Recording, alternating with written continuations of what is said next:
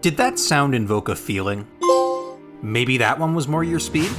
Okay, surely you've heard at least one of these. Achievements! At this point, they're a mainstay of games across many platforms. Xbox's gamer score system, PlayStation's trophies, and Steam achievements. They've become so ingrained into gaming that nearly every game developer has to put production time into implementing them in order to release on certain platforms. Even on Nintendo consoles, a medium famous for their lack of achievements, games will implement their own in-game system. The earliest achievements date back to Activision in 1982 and 1983, where taking a photograph of a high score above a certain amount and sending it into the developer would prompt them to send back a patch as a physical token of your accomplishment, along with a letter written from the perspective of an in-game character. This is a really cool piece of gaming history. Allow me to read the letter from the game Pitfall.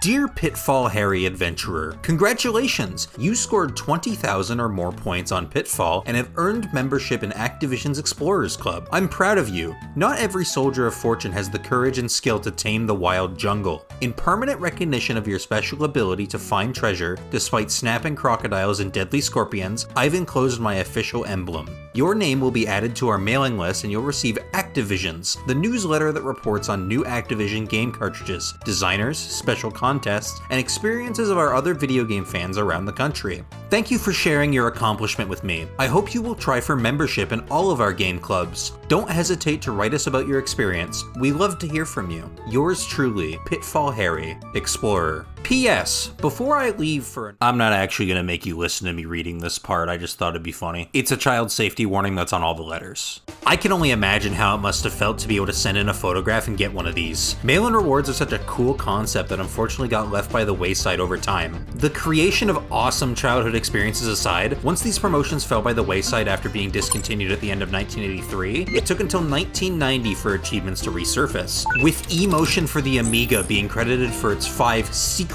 bonuses. The concept of in-game achievements has perpetuated since, but it took until 1996 for shareable achievements to make it to games, with MSN Gaming Zone offering badges that can be earned in games and sent through their instant messaging service. Many MMOs also followed this trend by having achievements visible on your character's profile were someone to check it. Later in 2005 was the first example of a console-based achievement system, with Microsoft's introduction of Gamerscore on the Xbox 360, with competitors Valve and Sony following in 2007 and 8 respectively. Notably, while Sony implemented trophies for the PS3, there were none on the PlayStation Portable, and the trophy system as a whole was optional until 2009, where all new games had to be equipped with trophy functionality. There's plenty of other examples of platforms implementing trophies, but we've kind of covered the important bits.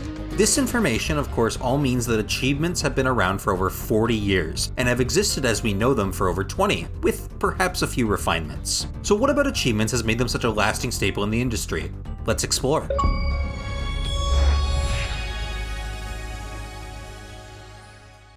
There's a lot of facets involved in that simple little text blurb you get telling you that you did a thing. The most simple is just the sheer bragging rights. It's one thing to be able to say you did something in a game, but it's another to have the game itself acknowledge it for you with a piece of proof. It's like the video game equivalent of a gold medal, or a trophy. Lots of people like the collection aspect of having a high gamer score and getting a bunch of platinum trophies. Plus, the platinum specifically makes for some pretty good YouTube titles. The apex of this mentality is the achievement hunters of the world, the players who play games just for the numbers, oftentimes playing games for the achievements that they'd never even consider touching otherwise, just to make that number bigger. These are the people who get the platinum trophy in games like Peppa Pig for easy points. And for the record, I use this as an example because I actually know someone who did this. It also makes sense from a console developer standpoint. It's not like you can just port over any achievements willy-nilly, because having achievements locked to a specific platform is a way to inspire brand loyalty. A console developer doesn't want you to just be able to port your progress if it means you're going to buy someone else's product. If you're someone who cares about building an achievement profile, you're more likely to stick to one system as much as possible to get your numbers as high as possible. Something about having all your gaming accomplishments in one place just feels better. Big number does tickle the brain. I don't know precisely how effective this is, since a lot of factors go into choosing which platform you want to play on. Even something as small as switching off of PlayStation consoles because the DualShock 4's battery life became a hassle, but it's most definitely more of a factor than not at all.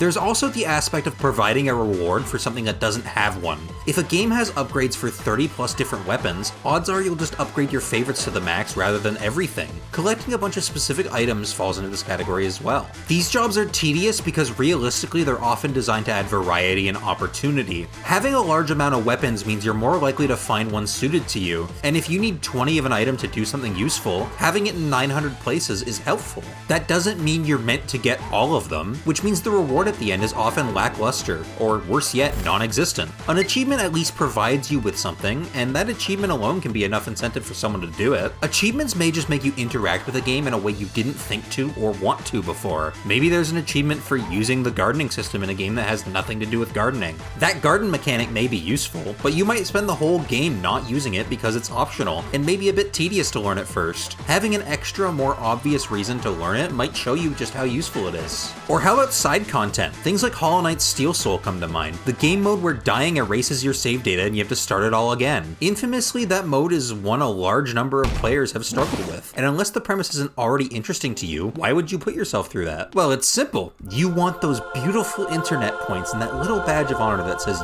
you did it. Monster Hunter's Crown achievements also fit nicely for this category, where monsters have variable sizes and the game tracks which sizes you've slain. There's achievements for slaying the largest and the smallest of each species. Not many would even think to do this if not for the achievement. This can admittedly be tedious oftentimes, but it's an effective way to get players to engage with the game in a way they otherwise wouldn't. A mouse wouldn't go through a maze if not for the cheese at the end. On the note of getting you to interact with content, I think a great reason as well is developers sometimes have fun with these achievements. This little fourth wall break can be used to tell a joke. Simple title names for achievements such as Dragon's Dogma 2's A House in this economy for obtaining your first piece of land, or LEGO Lord of the Rings' One Does Not Simply for walking into Mordor. Maybe Stanley Parable's Go Outside and Super Go Outside. Jokes aren't the only way achievements have been turned into entertainment either. They're also frequently used for developers to point you towards Easter eggs they've added, almost becoming a roadmap for fun extras. Spider-Man 2 on the PlayStation 5 has an achievement where you run the bases at Big Apple Ballers Stadium for a special dialogue. And Parker does it all with the home run bunt.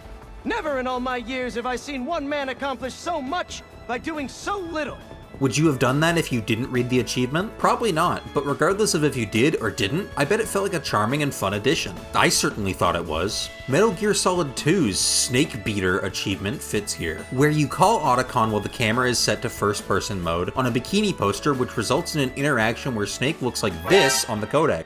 What do you think you're doing, Snake? You don't have enough to keep you busy? Not even close. Good. Now it's showtime.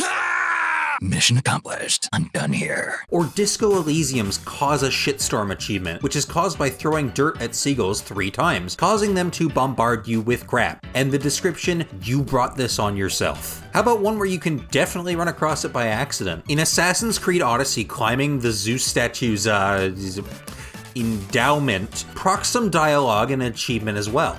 I should probably not climb on this. Maybe charming isn't the word for this one, but it is silly. Another example of this could be the upskirt achievements in games like Nier and Lollipop Chainsaw, which I hope you didn't check until you saw there was an achievement for it, you freak. They also work in the opposite direction if you find them by accident though. It's really fun to do something stupid in a game and see that the developers intentionally programmed an achievement for it. These achievements overall are very whimsical and do a good job of adding to your experience in a way that doesn't detract from the actual game. The most important service that achievements provide, though, is all-encompassing. Every single one of the reasons mentioned previously can be a part of this reason, but this one also stands on its own. Achievements are a reason to keep playing the games you love. If you've ever gotten to the end of a game and found yourself wanting more, it's possible you quite liked being able to look over at the built-in list of things you can do to get more time out of it. No need to wander around aimless or look to outside help to decide what you want to do next. In this case, achievements function as a reward within a reward. Playing the game is all you really want, but by doing so you get some nice shiny numbers for your account. Yeah, maybe you would have kept playing if not for the achievements list, but maybe that list was the reason you kept going. It's nice to have a goal in mind, so when the main goal has been finished and you don't want it to be over yet, there's an easily accessible reminder that it doesn't have to be. It's even better if the game is effective at making side tasks interesting. The God of War reboot games come to mind with such a large series of bonus interactions. There's a seemingly infinite well of dialogue to enjoy in those games that you wouldn't get at all without the extra investment, and almost all of it is interesting in its own way, which brings up a noteworthy point of its own.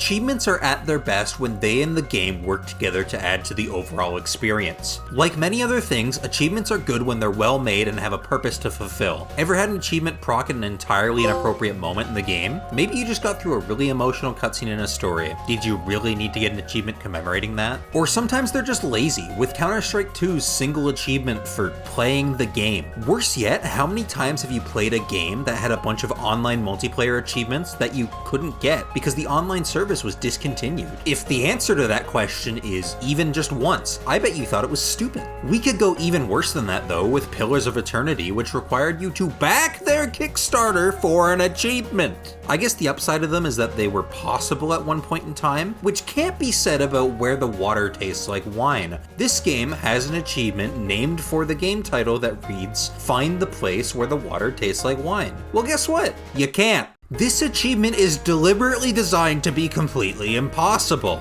I do think the good outweighs the bad, but these are just worse than not having achievements at all.